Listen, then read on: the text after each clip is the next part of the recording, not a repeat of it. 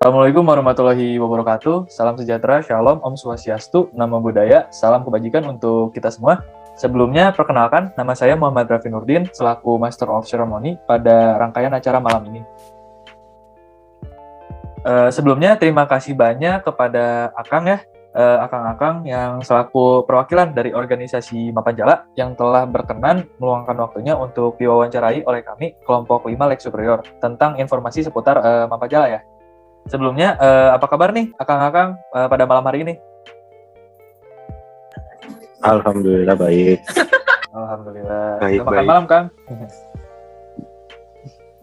Udah. Alhamdulillah. Kenapa mau beliin? Mungkin selanjutnya ada sepatah kata atau dua kata dulu ya, Kang, yang akan disampaikan oleh Saudara Raffi selaku Ketua Kelompok dari Kelompok 5 Lek Superior. Waktu dan tempat dipersilahkan. Terima kasih kepada Raffi Nurdin atas waktunya. Sebelumnya perkenalkan, nama saya Muhammad Raffi Nurdin, Fakultas Hukum 2021. Sebelumnya salam kenal Kak, Kang dan Teteh semuanya. Kakak, saya ucapkan terima kasih kepada Kang Teteh yang telah berkenan hadir dalam acara wawancara ini untuk memenuhi tugas kolaborasi F4 kami sebagai mahasiswa baru Fakultas Hukum Universitas Pajajaran. Kemudian harapan kami sebagai mahasiswa baru dengan adanya ini dapat memberikan kami pengetahuan baru tentang Mapanjala dan dapat dari kami ada yang dapat bergabung dalam Mapanjala. Terima kasih sebelumnya. Wassalamualaikum warahmatullahi wabarakatuh. Teteh. Oke, terima kasih untuk sambutannya ya, Saudara Raffi. Selanjutnya untuk Akang dan Teteh, mungkin sesi kita kali ini bisa diawali dengan perkenalan dulu ya, agar kita lebih kenal. Untuk Akang dan Teteh, waktu dan tempat dipersilahkan. Oke. Perkenalkan, nama aku Raja Muhammad Raffi, di Mapanjala sebagai sekretaris. Ya, jabatannya sebagai sekretaris. Kalau di kuliahnya angkatan 2017. Lanjut, Tir. Oke, nama saya Ahmad Fatil, Syekh Fatil di Mapanjala, punya jabatan sebagai bendahara dan juga instruktur navigasi darat. Lanjut.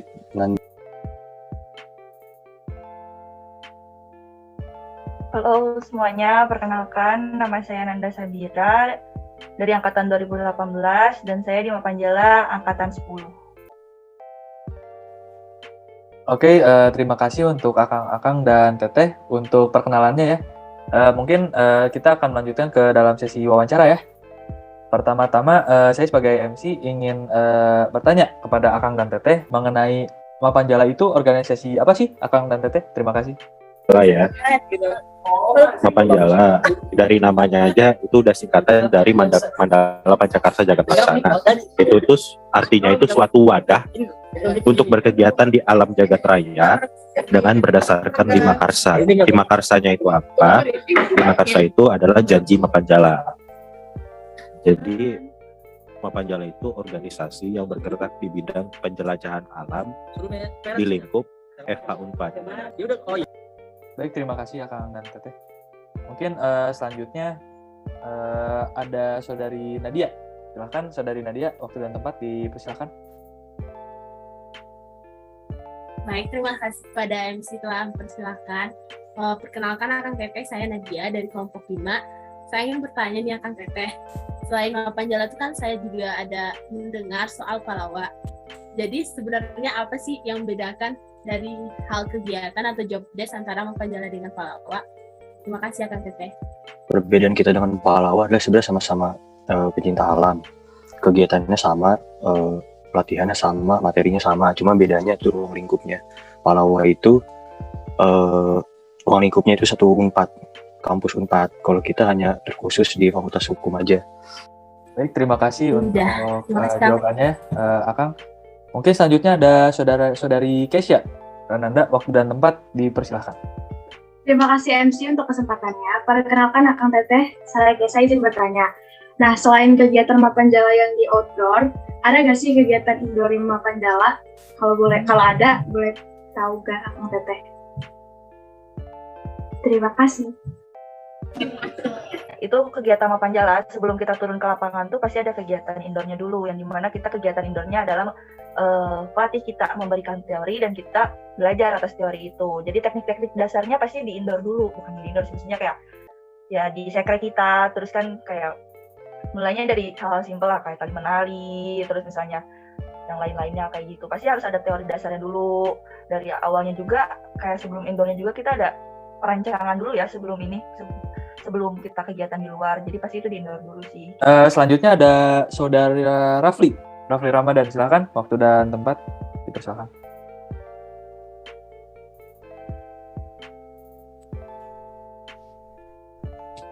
Terima kasih MC.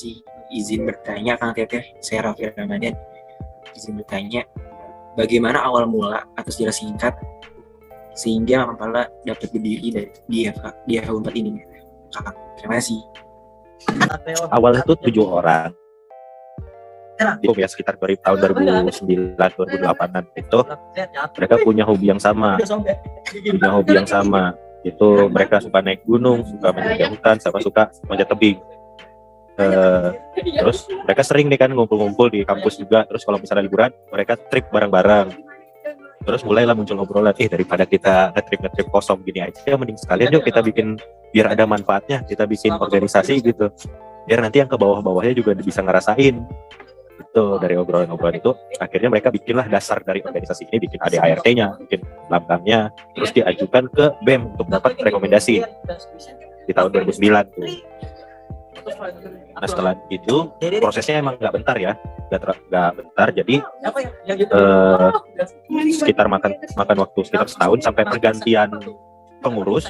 Nah itu baru akhirnya dapat rekomendasi tahun 2010. Dapat rekomendasi, diajukanlah ke dekanat dan sama dekanat disetujui, dan akhirnya berdirilah PPA Mapanjala FH Unpad. Mungkin selanjutnya ada Saudara Dimas. Waktu dan tempat dipersilakan, Saudara Dimas. Ya, terima kasih. Mohon izin Akang Teteh, perkenalkan nama saya Rasul Dimas. Pada kesempatan kali ini saya ingin bertanya, apa sih yang sebenarnya bisa kita dapatkan jika kita bergabung menjadi anggota di Mapanjala? Gitu. Terima kasih. Manfaat yang paling bisa dirasakan adalah kita bisa bersyukur. Kenapa aku ngerasa kayak gitu? Karena pas ikut kegiatan Mapanjala di, ya baik pas teori dan pas di luar, apalagi saat benar-benar kan Mapanjala tuh nggak mungkin ya seniornya nguji kita dengan kekerasan. Benar-benar yang nguji kita tuh alam. Dan di situ pas ikut kegiatan alam ya pasti adalah alam nguji kita kayak gimana. Dan saat Mapanjala juga kan punya prinsip yang paling penting adalah kembali lagi pulang kayak gitu kan. Jadi di saat kita udah kembali lagi pulang dengan selamat, dengan target apa yang kita tuju pas saat kita naik gunung ataupun kegiatan alam di luar terlaksanakan secara lancar, tentunya yang paling dirasakan itu bersyukur pertama. Kedua kita bisa membuka pandangan kita yang selama ini kita nggak pernah lihat kayak gitu sih. Kayak saat ini kan kayak kita makan tinggal makan, susah-susahnya beli masak atau kayak gimana. Waktu kita diajarin survival untuk teori mungkin kita mikirnya kayak tinggal gini, tapi saat di alam itu beda lagi, dengan kondisi alam dan yang lainnya itu beda lagi. Yang ketiga mungkin kita bisa ngerasain banyak orang yang ternyata masih peduli sama kita, baik itu Mapanjala lagi turun secara relawan ataupun saat diri kita sendiri sedang posisi yang waktu kita kegiatan alam kita lagi nggak sanggup untuk membantu diri kita sendiri, dan masih banyak teman-teman kita kayak gitu sih.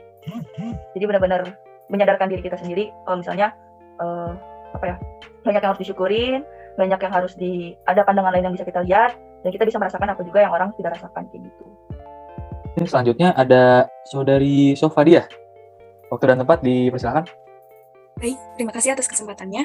Perkenalkan saya Sofa dari kelompok 5. Izin bertanya Kang Teh, dari perjalanan Mapanjala selama ini nih Kang Teh, pasti ada pencapaian yang paling berkesan atau membekas di ingatan Akang Teteh. Kalau boleh tahu apa itu ya Kang Teh? Terima kasih.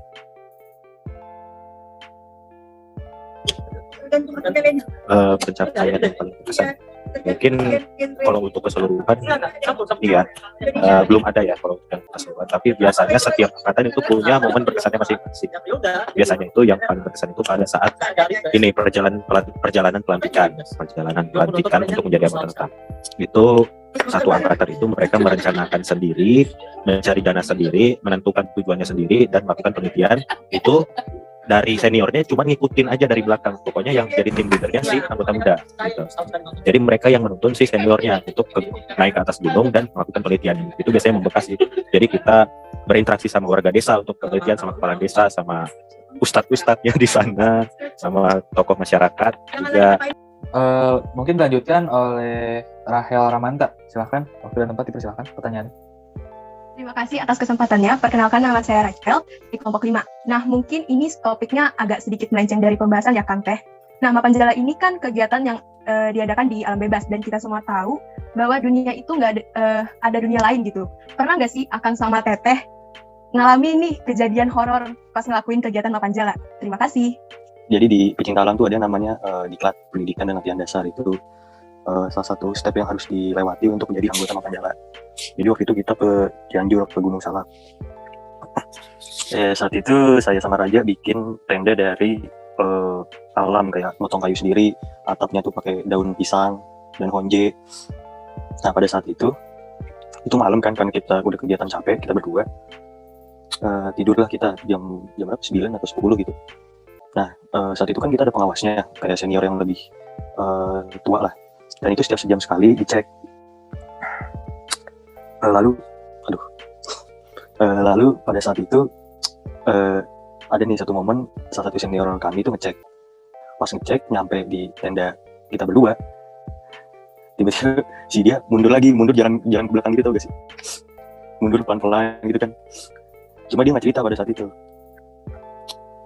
Lalu besok harinya pas kita mau pulang balik ke Bandung lagi, balik ke Unpad, baru dia cerita, katanya waktu malam itu di atas tenda kita tuh ada, ya kalian tau lah apa gitu, si Mbak Kay gitu, katanya lagi duduk di atas ngeliatin si senior kita gitu. Ya itu salah satu cerita dunia lain. Baik, ikut kan. Terima kasih atas pertanyaannya tadi ya dari saudara Rahel, dan jawabannya juga sangat menarik tadi ya, cerita-ceritanya dari Akang Ahmad. Mungkin selanjutnya ada saudari Abel. Untuk bertanya, waktu dan tempat dipersilakan. Sebelumnya makasih Nang buat kesempatannya. Jadi perkenalkan, nama aku Abel. Aku mau nanya, ini juga mungkin agak di luar konteks, tapi aku penasaran. Tadi kan Rachel nanya pengalaman horor. Aku mau nanya, kalau pengalaman romantis kayak cinlok itu pernah kejadian nggak sih selama kegiatan Mapanjala? Kasih.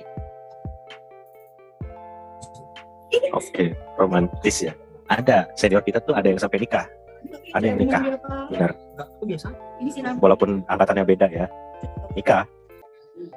Terus juga yang di diklat sama yang jadi pelatihnya yang pacaran ada. Terima kasih untuk pertanyaannya saudari Abel, dan terima kasih juga untuk jawabannya dari Kang Raja dan Kang Ahmad. Mungkin selanjutnya ada saudari Vina. Waktu dan tempat dipersilakan.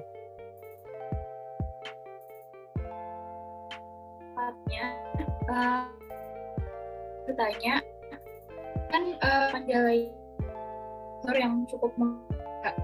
Nah, gimana sih Teteh membagi waktu antara kegiatan Mapanjala dengan kegiatan pendidikan? Terima kasih. Oke, mungkin ya membagi waktu antara perkuliahan sama kegiatan Mapanjala. Kalau kegiatan dengan perkuliahan dengan Mapanjala sangat gampang ya biasanya, karena kita biasanya ngambil waktu itu di liburan kuliah. Apalagi kalau soal pendidikan dasar, itu biasanya kita ambil di awal tahun pada saat masih libur. Terima kasih untuk saudari Vina untuk pertanyaannya, dan jawabannya juga dari akang-akang sekalian sangat bermanfaat sekali. Lalu selanjutnya ada saudara Matthew ya. Waktu dan tempat dipersilakan. Sebelumnya terima kasih kepada MC. Halo Kang Teteh, saya Matthew Saputra. Izin bertanya, Mapanjala kan kegiatannya explore tuh. Nah, selama 2 tahun ini kan kita dalam masa pandemi. Ada nggak sih program kerja yang bisa dilaksanakan di masa pandemi? Makasih Kang Teteh. Kita lebih banyak ke webinar, yang keluarnya cuma sekali aja itu. Saya bikin video itu. Kegiatan keluar tuh pada dasarnya nggak boleh sama sekali oleh rektorat. Jadi sebenarnya ada sih pecinta alam fakultas lain yang ngadain, cuma itu sebenarnya nggak izin sama rektorat, sama rektor. Nah masalahnya kalau Mapanjala mau ngadain itu dan ketahuan, itu langsung dibubarin. Jadi kita acaranya cuma webinar dan juga paling internal kalau keluar gitu. Baik, terima kasih untuk informasi tambahannya Kang Ahmad, dan tadi juga informasi dari Kang Raja ya. Terima kasih juga untuk pertanyaannya dari saudara Matthew. Mungkin selanjutnya ada pertanyaan lagi dari Saudari Naswa. Waktu dan tempat dipersilakan, Saudara Naswa.